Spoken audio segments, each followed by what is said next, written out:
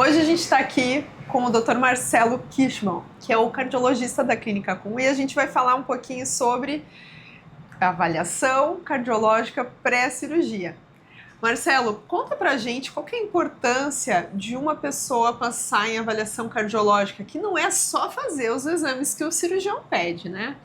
Com certeza, Giana. É uma pergunta muito frequente. Na verdade, todo cirurgião praticamente pede uma avaliação cardiológica para o paciente antes de uma cirurgia. E muitas vezes até é contraintuitivo para o paciente passar num cardiologista para fazer, por exemplo, a cirurgia de catarata.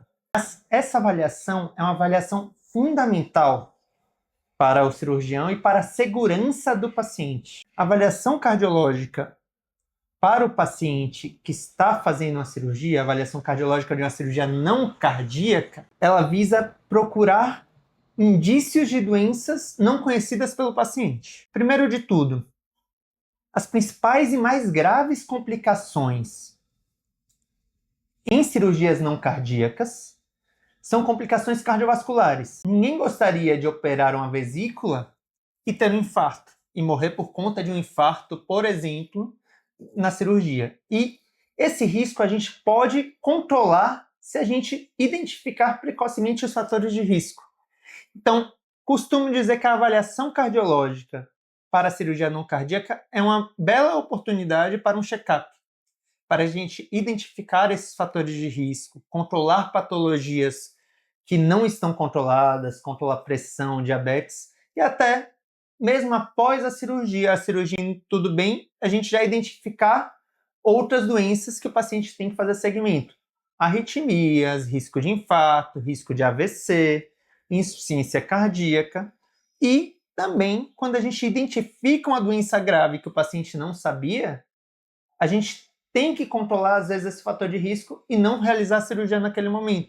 Por exemplo, um paciente que chega muito hipertenso na cirurgia, o paciente vai internar, quando identificar essa pressão muito alta, o cirurgião e o anestesista vão bloquear a cirurgia naquele momento. Então é melhor passar antes com o cardiologista, identificar esses fatores e controlar esses fatores, para então a gente ter o procedimento mais seguro possível.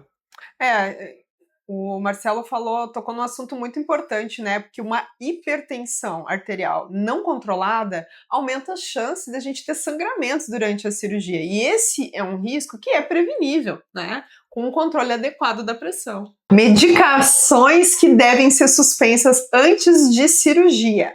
Isso é uma briga que a gente tem entre os cardiologistas, os anestesistas e os cirurgiões. Mas o Marcelo está aqui para nos explicar quais devem ser suspensos, e a gente vai dividir didaticamente nos dois grupos de medicamentos que a gente precisa observar para suspender antes de um procedimento cirúrgico eletivo. Marcelo, conta para nós quais são os medicamentos, esses antiagregantes, anticoagulantes, que devem ser suspensos antes de fazer um procedimento cirúrgico, que o cardiologista deve orientar antes do procedimento. Mas explica pra gente como que funciona e quais são os que a gente deve se preocupar. Giana, a primeira informação importante desse corte é cirurgia eletiva. Primeiro de tudo, cirurgia de urgência, independente das medicações, deve ser feita na urgência. Exatamente. Aí é a indicação do cirurgião, do anestesista ou até do clínico que está indicando essa cirurgia.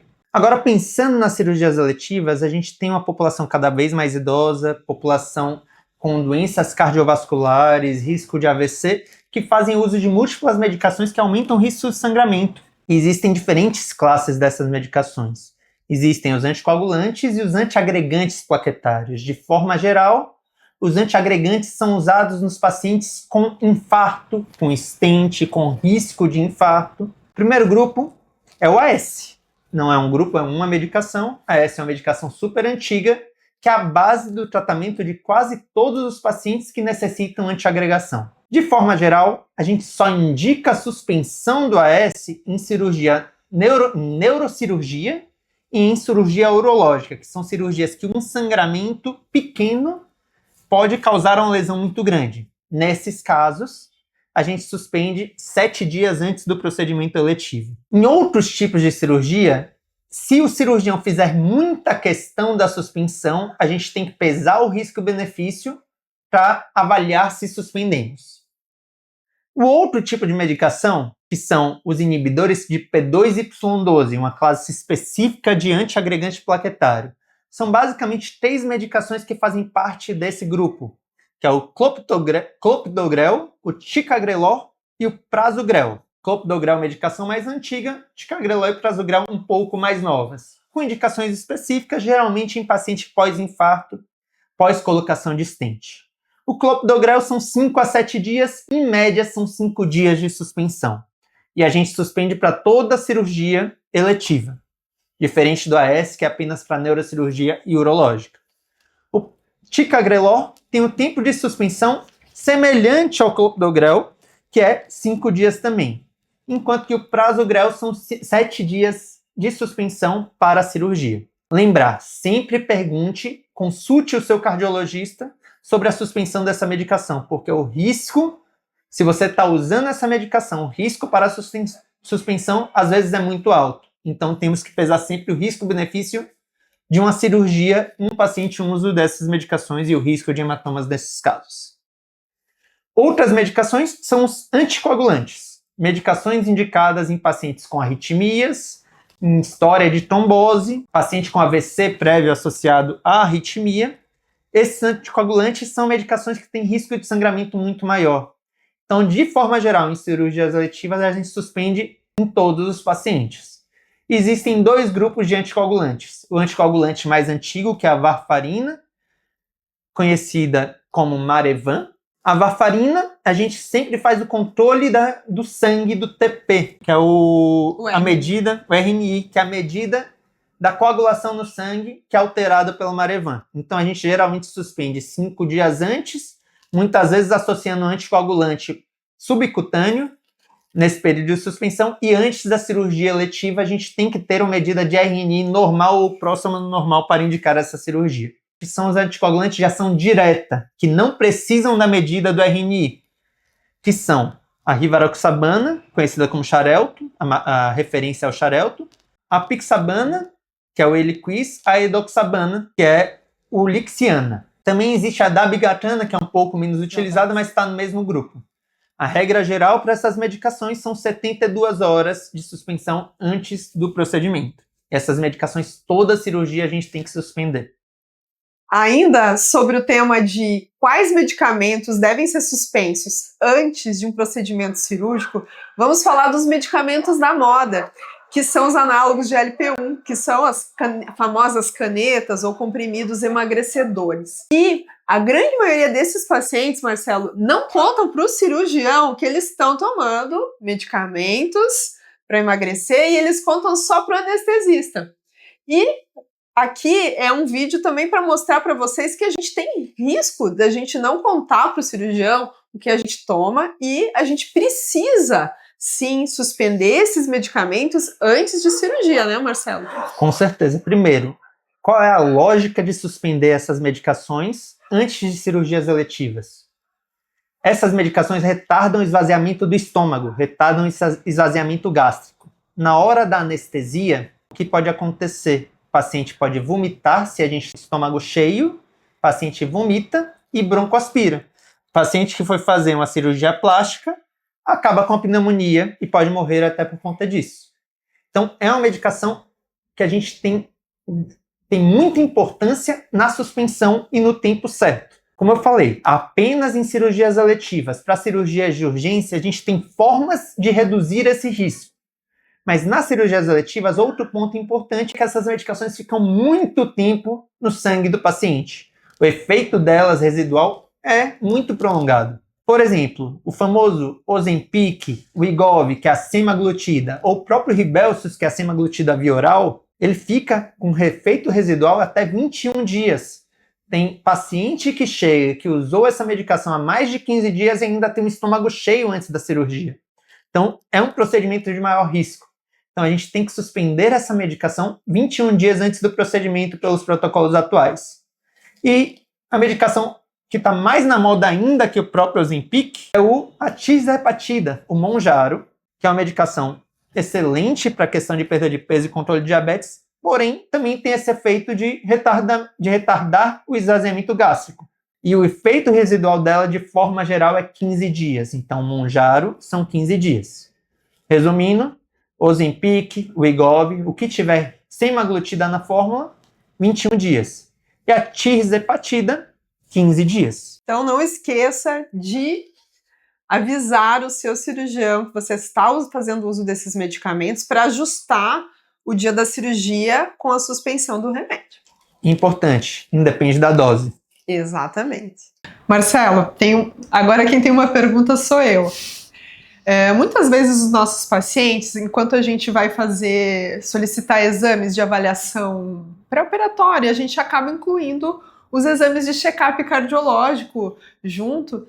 E uma das coisas que mais frequente acontece, às vezes a gente se deparar com medidas de colesterol aumentado. Então, me conta, um LDL acima de 120, como que a gente orienta o paciente a procurar a ajuda de um cardiologista? Pergunta extremamente interessante, extremamente válida, Giana. Esse valor de LDL de 120, por exemplo, depende muito do paciente. A minha conduta depende do paciente. Eu costumo dizer que talvez o controle do colesterol é a verdadeira medicina personalizada, porque a gente indica tratamento para colesterol a depender do risco cardiovascular do paciente nos próximos 10 anos. Se o paciente tem maior risco ou menor risco para ter um infarto, um AVC, alguma doença grave que pode ser piorada ou pode ser engatilhada por uma alteração a longo prazo do colesterol. Pelas diretrizes da Sociedade Brasileira, Sociedade Europeia, Sociedade Americana de Colesterol, de dislipidemia, que é o nome da doença, a gente tem diferentes níveis alvo de colesterol para diferentes riscos cardiovasculares. A gente tem diferentes alvos de colesterol para riscos cardiovasculares. A gente tem diferentes alvos de colesterol LDL para diferentes pacientes.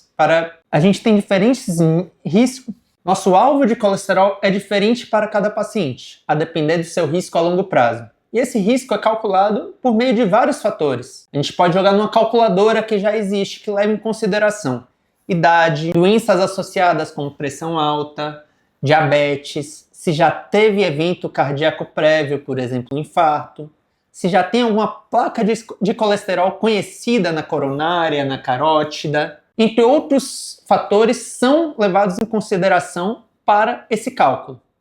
Lembrando que esse risco pode ser dividido em alto, intermediário e baixo. Também lembrando que o paciente que já infartou, que já teve evento, é considerado muito alto risco. Enquanto que o paciente que tem baixo risco, a gente tem um alvo de 130, ou seja, se a gente pega um paciente jovem que foi para você, fez o LDL, deu 120, ele não tem risco cardiovascular alto. Esse 120 a gente está feliz. Mantém a orientação de mudança de estilo de vida, de um estilo de vida adequado, alimentação saudável, atividade física com acompanhamento médico é fundamental. Enquanto que um paciente diabético de 80 anos, que já infartou previamente, a gente tem alvo de 50.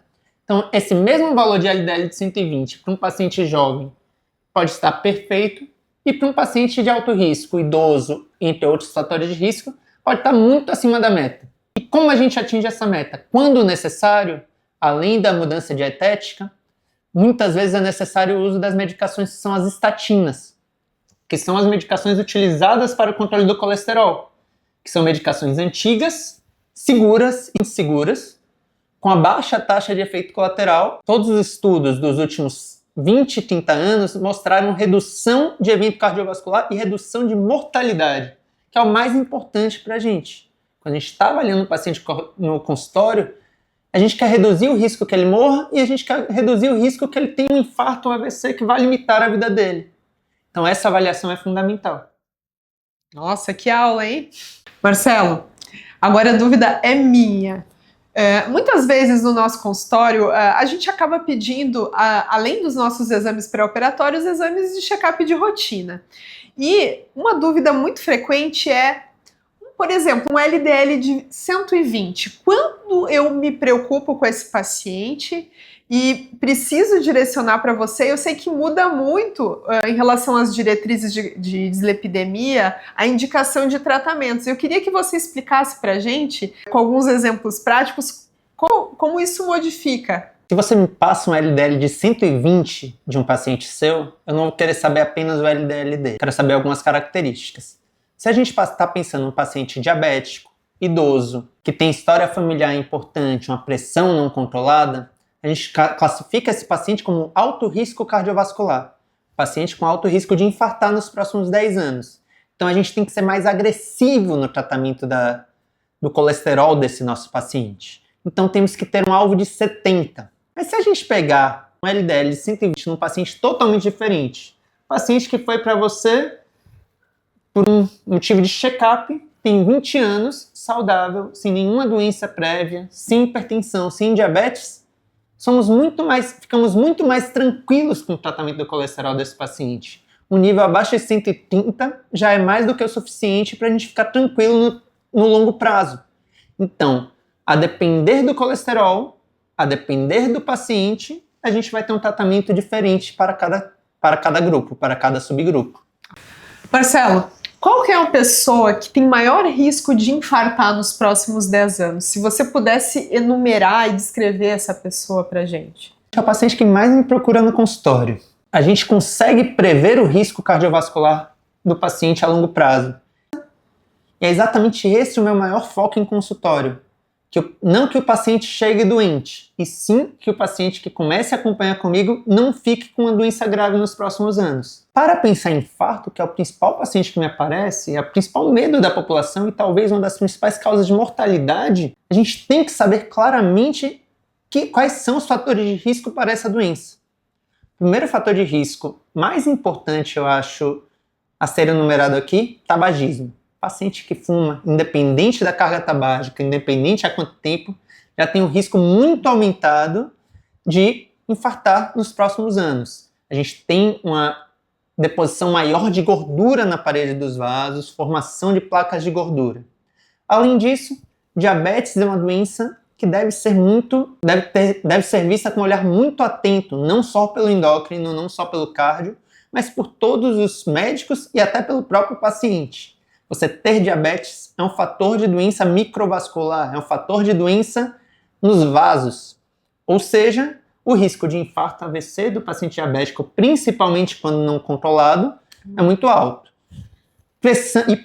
Hipertenso não controlado, pacientes mais velhos têm também chance maior que o paciente mais novo. Além disso, hábitos não saudáveis e um fator muito importante, o colesterol basal. Se a gente tem um colesterol muito alto, o risco de infarto aumenta. E o fator genético é fundamental.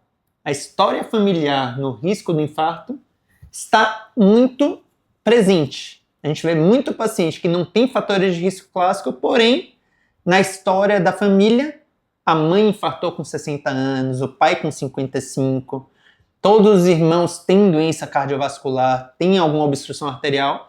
Esse paciente tem que ser olhado com um olhar muito mais atento do que aquele paciente que não tem esses fatores de risco agregados. Então, se você gostou do conteúdo, não deixe de compartilhar com quem precisa a mensagem do Dr. Marcelo.